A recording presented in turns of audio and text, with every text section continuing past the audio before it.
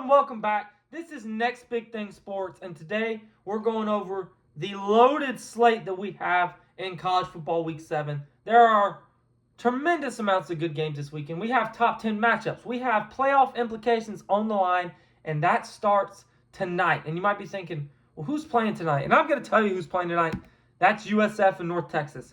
And whoa, back it up. You're going to say, did you just say North Texas and USF are playoff implications on the line? Yes, that's what I said. Yes, I absolutely mean it. This isn't your dad's college football anymore. It's 2025. We're living in the year where North Texas and South Florida are playing a game on a Friday night that could determine the college football playoff picture come January and come December. And that's what's happening with the 12-team playoff, and it's awesome, and I love it. So these are two of the best group of 5 teams in the country. In my opinion, and I think this is a lot of people think this way, whoever wins the American is probably going to get that 12th spot in the college football playoff. These are maybe the 2 best teams in the American Conference. Memphis, you can obviously throw into that category. We're not talking about Memphis right now. We're talking about these 2 teams. They're both fantastic. And when I got my notes written down for this game, number one thing I got written down is points, and a lot of them. Both these teams can absolutely score the football. It starts with North Texas. Drew Messemaker is one of the best quarterbacks in America. I think Byron Brown for South Florida, we've all has gotten some in the national spotlight this year. We know him. Drew Messemaker, most people don't know him. The guy's got over 1,200 yards so far, and he has 11 touchdowns. He hasn't turned the ball over once. And not only that, North Texas can really run the football, guys. They're averaging 44.8 points per game. 44.8 points per game. Absolutely ridiculous. Both of these offenses are 2 of the better offenses in the country. Like I said, North Texas can really run the football. They have 2 running backs with over 300 yards. That is McKenzie McGill, Caleb Hawkins. McGill's their lead guy. He's averaging 5 yards a carry. And you're like, oh, that's really good. Hawkins also has over 300 yards on over 7 yards per carry. This team, they can really throw the ball. Messemaker, again, one of the more underrated quarterbacks in the country. They can really run the football as well. Like I said, these teams are fantastic. 2 of the best offenses in America. North Texas gets South Florida at home tonight. The spread, the books like North Texas at -2.5 at home. I like USF. I like USF to cover. I like them to win outright. I think this is going to be a high-scoring game. When you look at these defenses, neither one of these defenses are very good. North Texas is around 59th in points per game given up. South Florida's all the way down in the 80s. I do think South Florida has a better defense than that. I think a lot of it is the Miami game inflation when you go a 40 bomb to playing somebody like Miami. North Texas is not a great defensive team. I think South Florida is a really good defensive team. I think they've underperformed a little bit on that area so far, but I think they're the more talented team defensively. I like Byron Brown to have a big game running the football. Give me South Florida in this game, but this is going to be a fantastic football game. These are 2 of the best group of 5 teams in the country and legit playoff implications on the line tonight. Next up, we have Illinois versus Ohio State. Ohio State going on the road against an Illinois team that, what do we know about Illinois? Is Illinois a good team? Are they a bad team? I don't know. Maybe it depends on the day. They just got slapped by 53 to Indiana a couple weeks ago. You turn around and beat USC the next week. So, if anything, got to give Brent Bielema and that staff a lot of credit for being able to turn it around. One of the things I do know is that we're seeing 2 of the better quarterbacks in the country face off in this game. Luke Altmaier has been fantastic. For everything I just said about Drew Messemaker, Luke Altmaier has done that and more. 1,500 yards passing, 1,573 to be exact. 12 touchdowns, 0 interceptions. Hank Beatty, one of the best running backs in the country as well, with almost 600 yards rushing through 5 games. These are 2 really good football teams. But the thing about Ohio State is Ohio State gives up literally no points. They are 3rd in the country in yards per game. They're 1st in the country in points per game. It's the best defense in the country. And I really do think there might be a little bit of a sizable gap between them and everyone else. The defense is, all phases of the game, the defense is fantastic. They're so fast. They rally to the football. It's an elite defense. They had an elite defense last year, won the national championship, and maybe even better this year. Julian Sand and those wide receivers. Look, I think Illinois is going to play well maybe to start this game. I love Luke Altmaier. Again, I really do. I think Ohio State wins this game. I think they win it big on the road. I think they're the best team in the country. I think they cover that -14.5. I think that defense suffocates that Illinois offense. I think Illinois is a good football team. I think it was a great win over USC a couple weeks ago. I think Ohio State's defense is just that good. Give me Ohio State and the cover. So this next one is a huge one in the SEC. This is Missouri versus Alabama. And Missouri, when we think about Missouri, we think about Bo Pribula, and that's not even the best aspect of this team. As good as he has been, Ahmad Hardy is the best back in college football. Ahmad Hardy, you read his stats, they're fantastic. He leads the country in rushing yards at over 700 yards through 5 games, and he's doing it at a 7 yards per carry clip. And I read that out to you, 7.1 yards per game, and you're like, wow. And then you go down to their backup running back, Jamal Roberts, who has almost 400 yards rushing. Oh, he's just doing it at 7.3 yards per carry. So no big deal. They can really run the football. And also, Missouri, I talked about their Ohio State defense. And I said, Ohio State's defense, 3rd in the country at yards per game given up. And you're saying, Jacob, if they're 3rd in the country, who on earth is above them? I'll tell you who's above them. Missouri. Missouri's number 1 in the country at points per game. Not points per game, yards per game given up. This is the best defense in the country. They're giving up under 200 yards per game. Only team in the country. Absolutely ridiculous. But that being said, Alabama is fantastic on offense. Ty Simpson is my favorite to win the Heisman. Jeremy Bernard is fantastic. Ryan Williams is fantastic. They got Jem Miller back, so they should be able to more effectively run the football. They had their first 100-yard rusher versus an SEC team in like a year last week with Jem Miller. When you combine that and they not have to be so one-dimensional as they were the first couple of weeks, Alabama is dangerous. I think they're going to win the SEC. I like Alabama to win a really close game in Columbia. I like them to cover the -2.5. Obviously, it'd be hard not to cover that, but I think they win by single digits in this game. This is going to be a fantastic football game. So, next up we have Florida State versus Pitt. Florida State is desperate. They need to win in the worst way.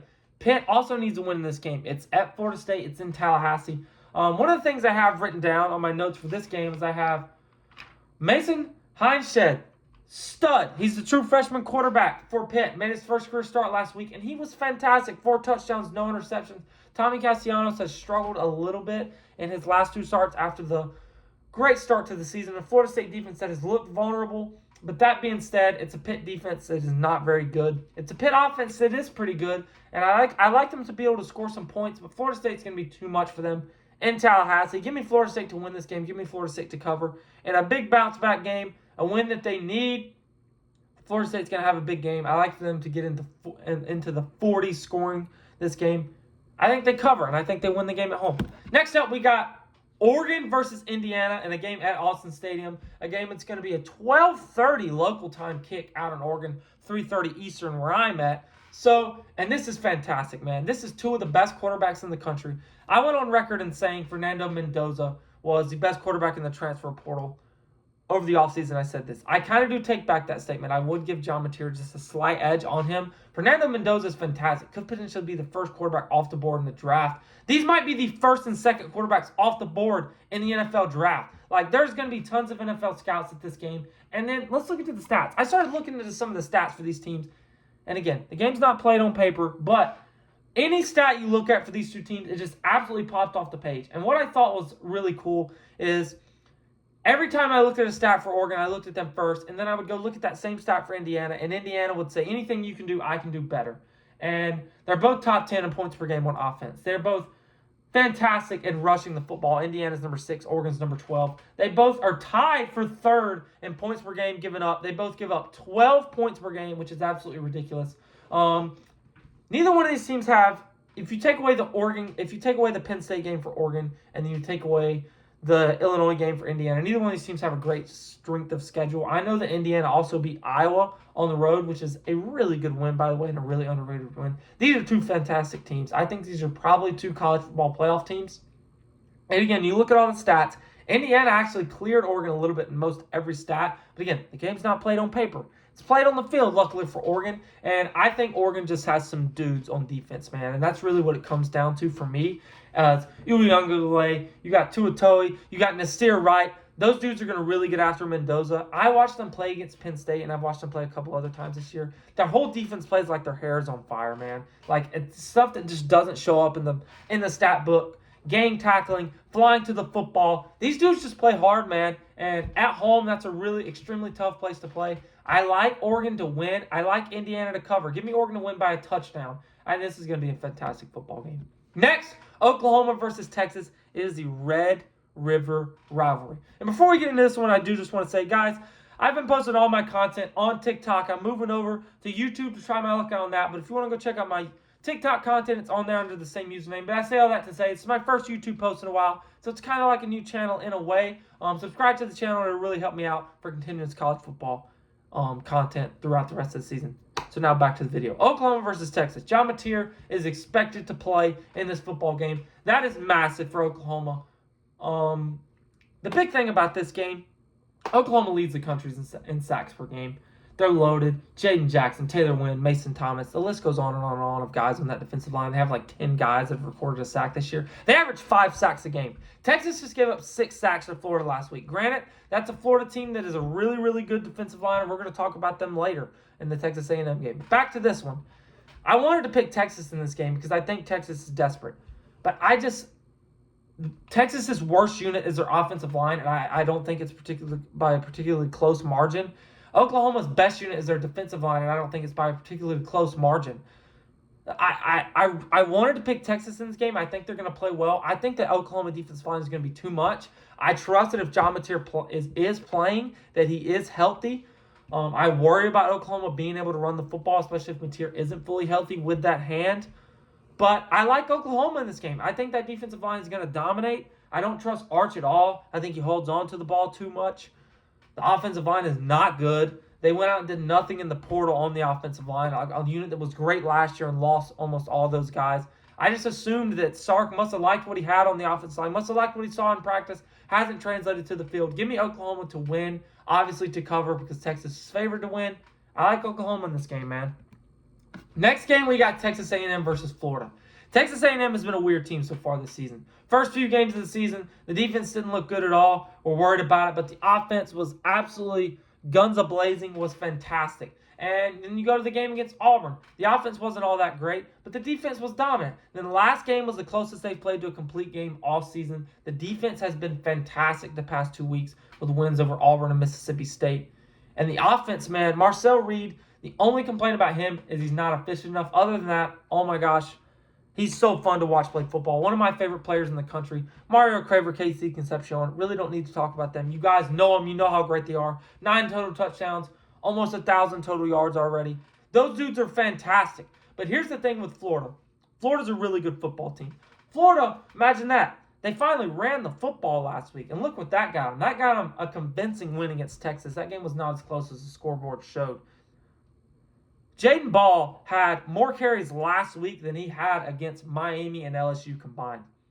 Jaden Ball needs to touch the football over 20 times a game every single week. That offensive line is really, really good. And imagine that. You give Jaden Ball the football and you run the football and you establish the run. Those big plays that were happening last year for Lagway, they start happening again. And he's hitting big plays down the field. A lot of that's got to be contributed to my man, Dallas Wilson. First game of the season, first career game last week. What does he do? First game of the season last week, he goes 6 receptions, 111 yards, 2 touchdowns. You get your playmakers back. You start running the football. That defensive line is really, really good. That defense in general is really, really good. Imagine that. You start winning football games. That being said, I think Florida really competes in this game. I think Florida covers the spread. I like A&M, man. That defense has been great the past couple of weeks after the slow start. I love Marcel Reed in that offense. Give me the Aggies at home. Such a tough place to play, particularly at night. Okay, Auburn versus Georgia. This game, minus 3.5 point spread. And now it's interesting. The game is at Jordan-Hare. Auburn has not, to me, all the things that I was worried about for Auburn coming into the season was that they're kind of starting to come true. And especially after watching that Texas A&M game, I don't have a ton of faith in that Auburn offense. Jackson Arnold, a guy that I didn't have a ton of faith in coming into the season. They have a ton of elite weapons at wide receiver. You know, you have Singleton, you have Coleman, obviously, everyone knows. Those guys are elite, man, and they have not been able to throw the football near as good as they should be able to with those weapons. They started off the year running the football really, really well. You know, they play against Baylor, who doesn't have a good defense. They steamroll them. They run the ball well in their first few games. You got to be able to throw the ball in the SEC, and they haven't shown the ability to be able to consistently throw the football. Again, Auburn has a good defense. They're really good up front, especially on the defensive line. But Georgia, man, this looks like more of a vintage Georgia team from the front of running the football. They've been able to really establish the run game in their last couple of games. Even against Alabama, I thought that they really stuck to the run it well. I just think Bama's a really good football team. The Georgia defense is not near as dominant as we're accustomed to. From a Kirby Smart defense. This is still a really good football team. I think Georgia wins and covers on the road at Jordan-Hare. Again, I think this is an elite team. I think this is a national title contending team. I don't trust Jackson Arnold in that passing offense. You've got to be able to throw the ball to win this football game. You got to see 200-plus yards through the air for Jackson Arnold. I just don't know if I see it happening. That's a really tough place to play. That's a place where they can beat anyone that comes into that building. I like Georgia in that game. So, rounding it off here, we have USC versus Michigan. Strength on strength in this game. USC is going to throw the football all over the field. Mekhi Lemon and Lane are two of the best receivers in the country. They're fantastic, maybe the best duo in the country. Justice Haynes has been fantastic for Michigan. We know what Michigan's going to do. They're going to run the ball on first and second down every single time. They're going to establish the run game. They're going to play good defense. They're going to throw it when they have to. You know, I wanted to pick USC in this game. I initially did pick USC in this game, but I'm going back on. I'm taking Michigan and obviously to cover the spread with the plus 2.5. Because I think Michigan's going to out-physical USC. I think they're going to be able to run the ball on USC. I think it's USC defense, to their credit, has improved in the last couple of seasons since Lincoln Riley got there. But I think Michigan's really going to be – going out west, those are tough. We saw that last week. Penn State got out there, went and got their bell rung by UCLA. It's always tough to go out west, man. Anything can happen, especially against a really, really good football team against USC.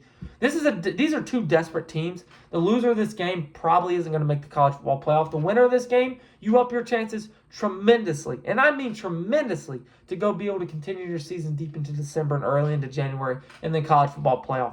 I like Michigan, man. I like how physical they are up front. I think they're really going to be able to run the football. Shocker. Michigan's going to be able to run the football against USC. I think they win the football game.